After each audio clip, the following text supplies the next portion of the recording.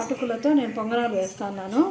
దానికి కొలతలు చెప్తాను. ఈ కప్పుతో 1 కప్పు బొంబాయి రవ్వ తీసుకున్నాను, 2 కప్పులు అటుకులు తీసుకున్నాను. ఇదే కప్పుతో 1 కప్పు పుల్లటి పెరుగు తీసుకున్నాను. ఈ విధంగా మనం తడిపి పెట్టుకోవాలా. రవ్వ, బొంబాయి రవ్వ, పెరుగు ఇవన్నీ ఈ విధంగా తడిపి పెట్టుకోవాలా. ఇప్పుడు మిక్సీకి ఒకసారి 2 రౌండ్లు తిప్పుకుందాము. దానికి కావాల్సింది ఉల్లిపాయలు, పచ్చిమిరపకాయలు, ఎర్రగడ్డలు ఇవన్నీ అంతా మిక్సీకి వేసుకున్న తర్వాత ఇవి వేసుకొని పొంగనాలు వేసేటప్పుడు చూపిస్తాను. సాల్ట్ అండి, సాల్ట్ వేసుకుందాము.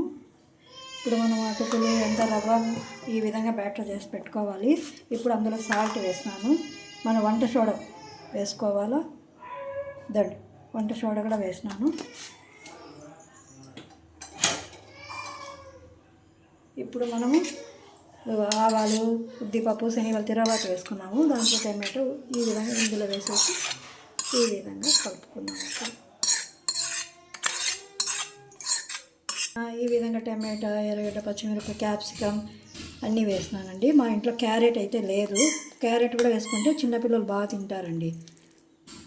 సన్నగా తరిగిన కొత్తిమీర వేసుకుంటామండి. కొత్తిమీర కూడా వేసుకోండి.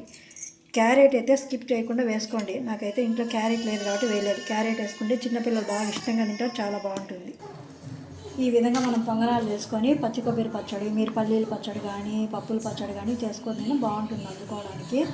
ఈ విధంగా పొంగనాలు చేసుకోండి. మీకు నచ్చినట్లయితే లైక్ చేయండి, షేర్ చేయండి, సబ్స్క్రైబ్ చేయండి. Please subscribe.